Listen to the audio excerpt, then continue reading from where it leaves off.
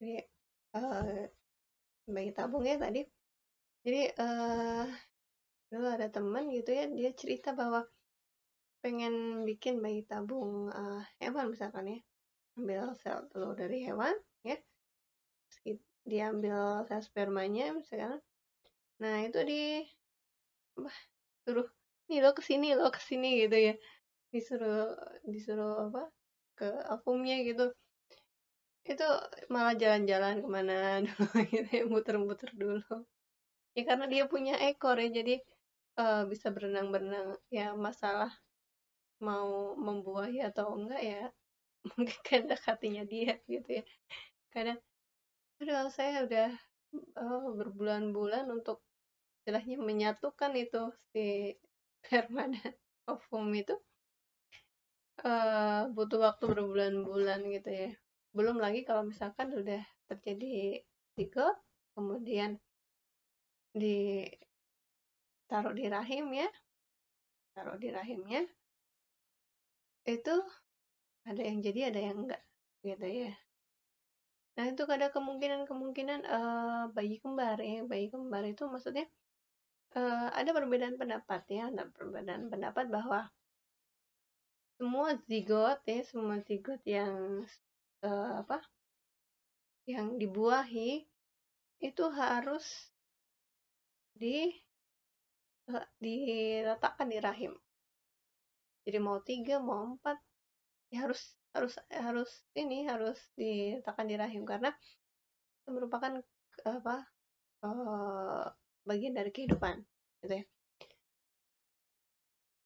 Eh, tapi ada juga kayak yang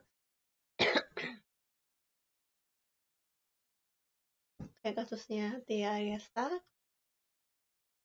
Tia Ariesta itu kan dia kasusnya kan si Tianya itu hormonnya terlalu banyak ya, hormon kelaki-lakiannya, hormon testosteronnya eh, melebihi apa atau enggak apa ya, kayak dia itu karena lincah ya anaknya ya, terus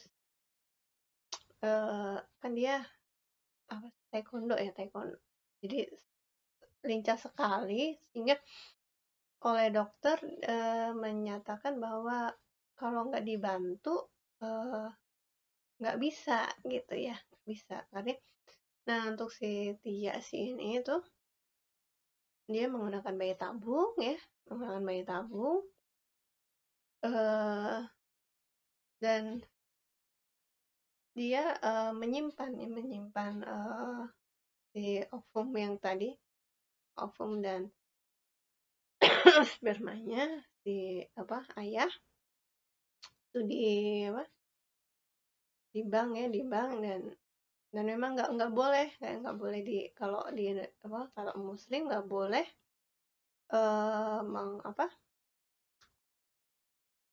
nggak boleh bercampur ya, harus dari pasangan suami istri yang sah gitu ya. Terus si A si B ya nggak boleh gitu ya, misalkan saya mau pengen yang matanya biru gitu misalkan dari ayah yang matanya biru misalkan, ya kalau tidak ada ikatan pernikahan nggak boleh gitu ya. eh karena ya itu syariatnya ya. Nah, kalau si Tia Aresa itu dia ada beberapa zigot yang eh, disimpan ya, simpan. Dan untuk bayi keduanya dia cuma ngambil dan memasukkan si zigotnya itu. Nah, jadi ada beberapa ini ya pendapat ya, apa ada yang zigotnya harus dimasukkan semua ke rahimnya. Jadi ada kasus yang bayi kembar 3, kembar 4 gitu ya. Ada juga yang seperti Siti Ariesta itu, jadi satu-satu ya, satu sekarang ya, nanti uh, berapa tahun jarak gitu ya, terus mungkin ada program lagi dan sebagainya. Oke.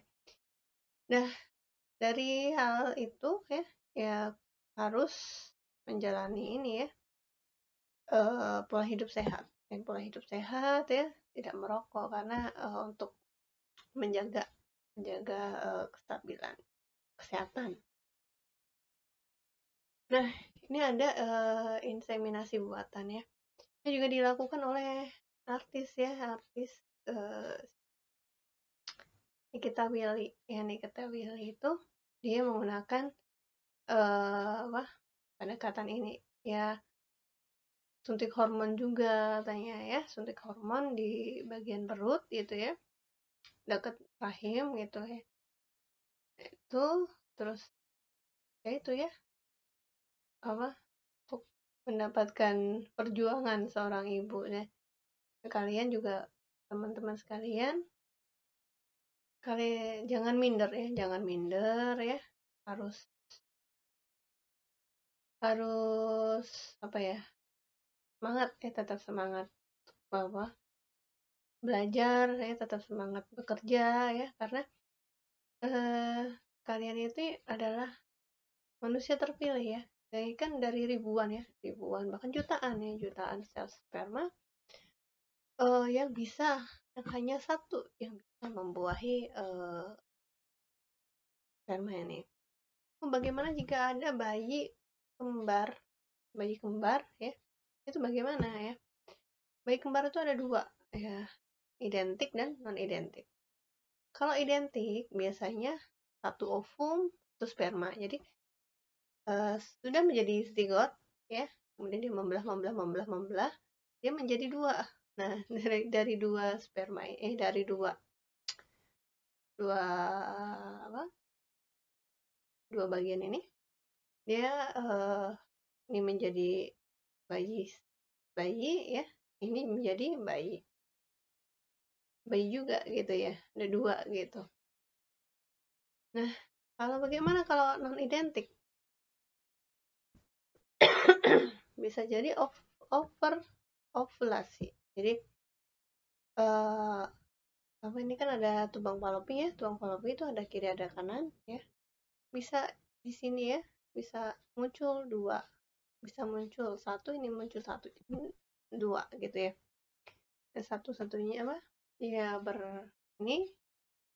ini berkembang, yang kiri berkembang, yang kanan berkembang ya, sama-sama menjadi bayi. Bagaimana jika bayi kembar 12?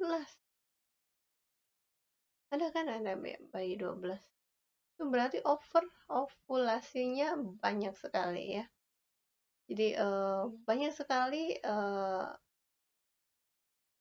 sel ovum yang keluar dan banyak sekali sel sperma yang dihasilkan itu ya. Banyak sekali sel sperma yang membuahi. Jadi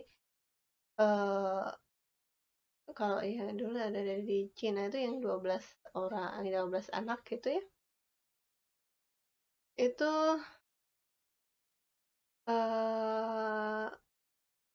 apa ya? Ibunya pernah mengkonsumsi obat apa?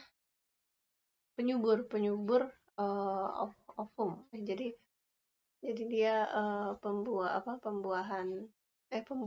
ovumnya karena dipicu oleh obat itu jadi over kayak gitu ya, lebih dari satu ya, jadi mungkin kiri kanan banyak gitu ya. Nah ini si apa lanjut lagi ke ini, kita pilih tadi itu menggunakan kombinasi buatan ini.